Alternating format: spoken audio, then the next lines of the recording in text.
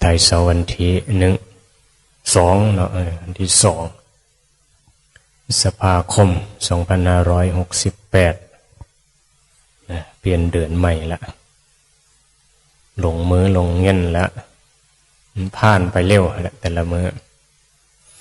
เริ่มต้นเดือนใหม่เข้าสู่ช่วงฝนบางคนก็ว่าเริ่มเศร้าให้เศร้าหน้าก็เริ่มให้ไถหน้าได้ฝนก็ได้น้ำเนินชีวิตกันไปหมุนเวียนอยู่ในนี้แหละการทำมาหากินวิถีชีวิตของเศร้าหน้าเวียนมาเฮ็ดให้เฮ็ดหน้าเป็นธรรมชาติธรรมดาอยู่กับความบ่มีธรรมนี่ก็หลงนั่นแหละหลงได้หลงมีหลงเสียทื่อใจบ่ทื่อใจสมหวังผิดหวังกันคาดหวังมีการคาดหวังกับสิ่งต่างๆคาดหวังกับฝนกับฟ้านำหั่นล่ะฝนสิดีบ่เข้าสิงามบ่หั่นแหละเช้าให้เช้าหน้านี่แหละวิถีชีวิตแต่ละปี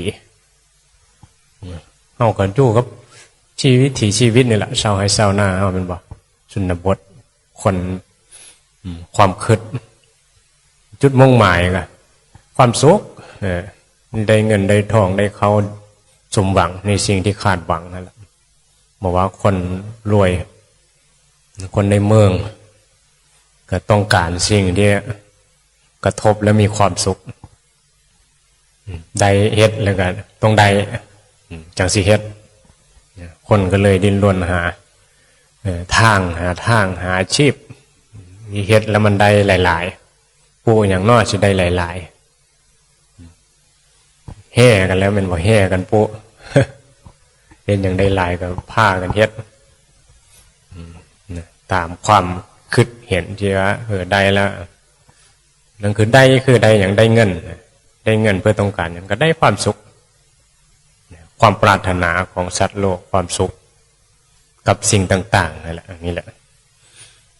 นั้นชีวิตนักบวชชีวิตของผู้เข้ามาอยู่ในทางเส้นทางของธรรมะเส้นทางของพระพุทธเจ้าเพิ่นนี่หมายถึงความบ่ยึดมั่นถือมั่นในสิ่งต่างๆเรียนรู้สิ่งกระทบรูปเสียงกลิ่นรส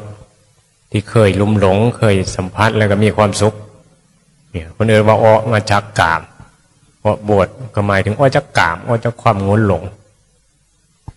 มาใส่ผ้าเหลืองผ้าขาวข้อวัดปฏิบัติกรรมฐานอุกิจต่างๆอันนี้แหละเตือนสติให้เจ้าของได้ศึกษาเรียนรู้ไม่ให้หลงเนี่ยแนวทางเราต้องเรียนรู้ให้เข้าใจเป็นนักบวชแม้สิมาหาความสุขกับการกินการเพลิดเพลินอยู่ในวัดมีกับข้าวแซ่บก็โอ้ยอยู่ไปนี่แหละมันมีแนวกินแซ่บมีกุฏิอยู่ดีเนี่ยโดยการขาดการศึกษาคำสอนพุทธเจ้าให้อยู่แบบเหตุปัจตามเหตุปัจจัยตามสิ่งที่เฮาดำรงอยู่เนี่ยได้ศึกษาอะไรเห็นป่ะนี่แหละตามบางวัดเขาก็มีเครื่องอำนวยความสะดวกสบายเห็นป่ะ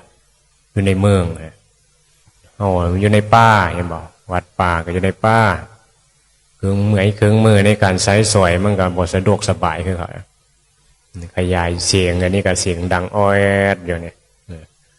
ราคาเท่าอันนี้มันก็เสียงดังธรรมดามันมีขี้ฝุ่นเนี่ยแหละมีได้ทำความสะอาดเช็คเนี่ยมันอยู่วัดหลวงพ่อเครื่องเสียงไปเลยเนาะ80,000ไม่ได้เครื่องอันน้อยๆนะบ่มีเนาะเสียงหอนเสียงอย่างคุณภาพมันก็ต่างกันราคาวัตตาธัมโมธรรม